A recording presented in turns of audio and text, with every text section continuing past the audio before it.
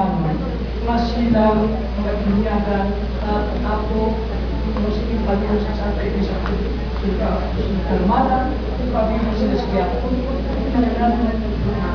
tanong ako karoon na namin maalwan na sa tagatan hindi sipan mo sa simbahan. Kasi sa bilog na karoon mo sa simbahan, hindi mo dapat ang ibuwali ko sa mga tao mawala ng kapangayan. Okay? No, karoon, ang atong kakulturan, nag-atake sa ako, nung ginasagat na ako ini, sa kwa, pag yung tipo na ako ini, ginawa ng pamukot, no? Sehingga di sa radio kanina, pakil paganita, no? Sa tunaton, ang nila ko sa pakamne, yung Santa Iglesia Kalmada, no? Pagkagiin mo sa ako kasi panan, no? Lagay mo sila sa sayo, patok sa Diyos, sa baas tayo ng simba sa Santo ng Diyos, ay nagsimba sila niya sa mga latyo, no? Mga latyo, mga imahe, maging tuba sa mga habilidad ng mga tao, ngayon ang tao man na nagpagdas na, mga latyo man, imbis niya magsimba sila sa matod ng Diyos, na naghatag sa kabuhi, nagsimba sila sa kabuhi, sa walawan, muslato. So, ang nila mga sintas nila sila atake sa ato, ganun sa nila, balikan mo, yan naman natin pagkatuloy na ginatalo.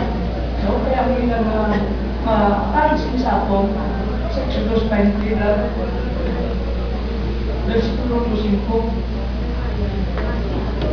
silang sa akong Yahweh Diyos, ako siya, ang Yahweh, ang inyong Ginoo, nagpagwa sa inyo, alin sa Egypto na sa hindi ulikod kamo.